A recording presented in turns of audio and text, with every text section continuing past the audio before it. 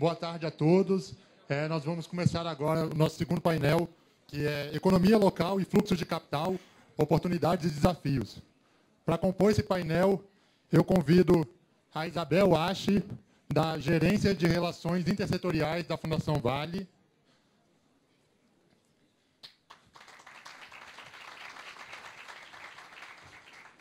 Convido também o economista e ex-ministro da Fazenda e da Integração Nacional, Ciro Gomes.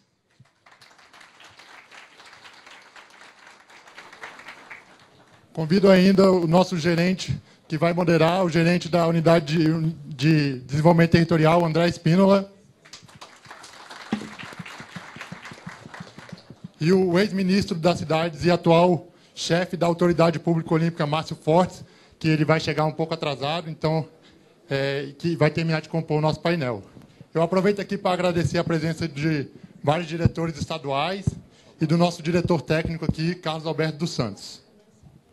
A gente deu o nome a esse painel, desse fluxo de capitais, né? Mas a gente está voltando naquele tema, que é o que está acontecendo no entorno dos grandes investimentos. A gente viu o Ricardo Amorim falar ontem aqui, nós estamos num cenário que a gente tem tudo, por mais preocupante que seja o cenário econômico mundial, a gente tem tudo ainda para acreditar que no Brasil a gente tem um ciclo, ou alguns ciclos aí, 10, 20 anos, de desenvolvimento ainda importante, independente do que acontecer fora.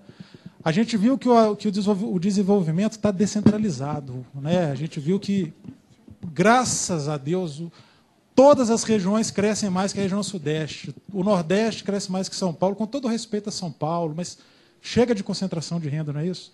E quando a gente fala de desenvolvimento local, a gente fala disso, como é que as pequenas empresas vão se apropriar dessas oportunidades. A gente já fez um debate muito legal na última semana de capacitação, agora a gente evolui, a gente falou de convênios, a gente falou, né, a Fundação Vale, naquele momento, já colaborou com a gente, agora a gente vai aprofundar um pouco mais. Vamos ter o Ciro Gomes aqui, com a experiência toda que ele tem de Ministério da Integração, Governo de Estado, Prefeitura, né, a própria bagagem de economista, autor, né? E o ministro da Autoridade Olímpica, o Dr. Márcio Fortes, que vai chegar logo na sequência, vai falar um pouco disso dos eventos esportivos, né? A gente tem focado muito em Copa no Sebrae. Agora a gente vai ver um pouco de Olimpíada. Tudo bem que é local, né? É Rio, é lá no Rio, mas é uma coisa que gera uma movimentação assim de difícil comparação com outras situações. Então, só para a gente, né, dar início, vamos ver isso aqui. A ideia é a gente ver isso aqui e a gente amadurecer aquelas iniciativas que a gente tem que colocar. É bom a gente ter vários diretores aqui. A gente lá na UDT está está fechando vários convênios, né, dentre os quais com a Fundação Vale, está fechando uma forma, né, uma estratégia de abordar esses territórios, uma evolução um pouco do que a gente já faz há anos, mas com esse grande investimento, o que a gente vê é municípios, regiões virarem de cabeça para baixo, né? É um fluxo enorme de recursos, um fluxo enorme de empregos, e aí acontece uma coisa que podia ser altamente importante, altamente organizar o território, levar o desenvolvimento, acaba que muitas vezes não leva. Acaba que muitas vezes desorganiza de tal forma que gera um caos, né?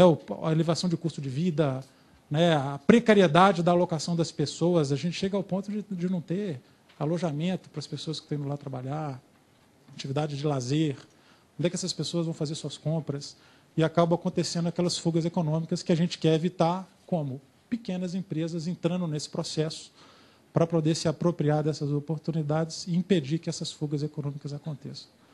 Então, a gente vai começar aqui com o ministro Ciro Gomes. Me pediram uma reflexão em 20 a 30 minutos sobre desenvolvimento sustentável ao derredor dessas intervenções que nós convencionamos chamar de Plano de Aceleração do Crescimento, mais popular pela sigla PAC. Eu peço permissão para uma breve introdução que lhes parecerá algo teórica, algo doutrinária, mas eu quero crer que no Brasil nós, cada vez que tivermos gente especial reunidos, assim como vocês são especiais, de uma instituição como o Sebrae, nós devemos retomar essa ideia.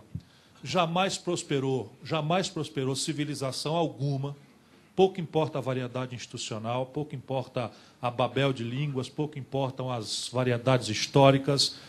Enfim, essencialmente, pouco importa a variedade institucional, que parece um país, uma instituição, mas jamais prosperou a civilização que, por detrás desse êxito civilizatório, você não encontre, né, procurando por detrás dos disfarces, das retóricas, 3 premissas. Uma premissa, um elevado nível doméstico de poupança, de formação bruta de capital, não como lastro ocioso para financiar o rentismo, ou seja, a reprodução estéril do dinheiro por ele mesmo, como é o caso brasileiro, mas um lastro alto de poupança doméstica, de formação bruta de capital, vinculado ao investimento de longo prazo. No mundo que hoje assistimos se desenvolver e na história da humanidade, esse estoque de poupança lastreando investimentos sempre esteve superior a 30%, chegando a casos mais modernos, como o caso coreano e o chinês, mais recentemente, a serem estoques de capital vinculado ao investimento superiores a 50% do PIB, respectivo. No Brasil, até o Lula tomar posse, nós estávamos com 13% de formação bruta de capital. Isso, com o Lula, subiu para algo ao redor de 19%. A crise de 2008 esterilizou uns 4 pontos dessa formação bruta de capital, descemos para 15%. Agora, 2011, voltamos para 18%, algo perto de 19%. Provavelmente, o ano que vem, esteriliza novamente o nosso esforço.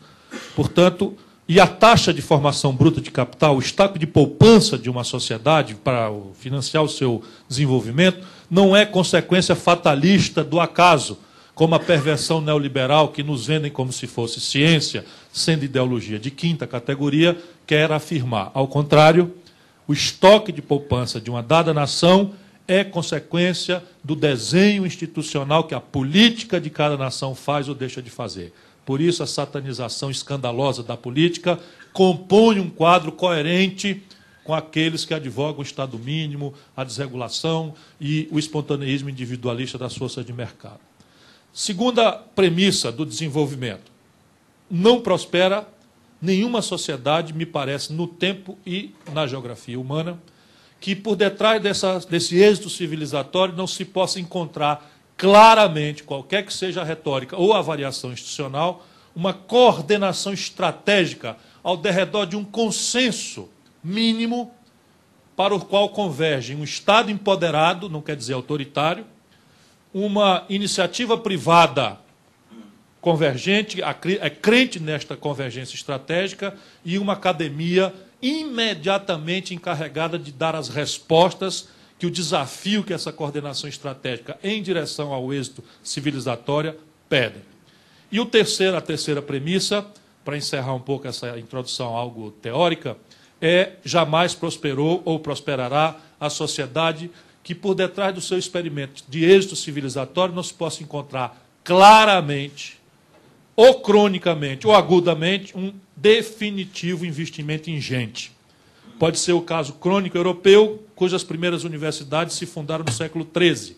Ou pode ser o caso da Coreia do Sul, que 30 anos atrás tinha metade da participação do Brasil em comércio internacional e hoje tem o dobro do Brasil. O Brasil tinha naquela data 1,6% do comércio mundial, hoje está atolado em 1,8%, 1,9% do comércio mundial, ainda com um perfil centralmente em commodities, centralizado em commodities, enquanto a Coreia do Sul tem 4% do comércio mundial, registra mais patentes e publica mais trabalhos científicos pelo quádruplo do Brasil, tem 3 marcas globais de automóveis e mais de 4 marcas globais de eletroeletrônica, o Brasil não tem nenhuma. Esse caso coreano foi há 30 anos atrás. Houve uma ruptura, uma decisão de mudar o aparato educacional, a ideia da ênfase da matemática na jornada diária, como premissa das engenharias, como premissa da inovação, como premissa da tecnologia e daí do salto industrial.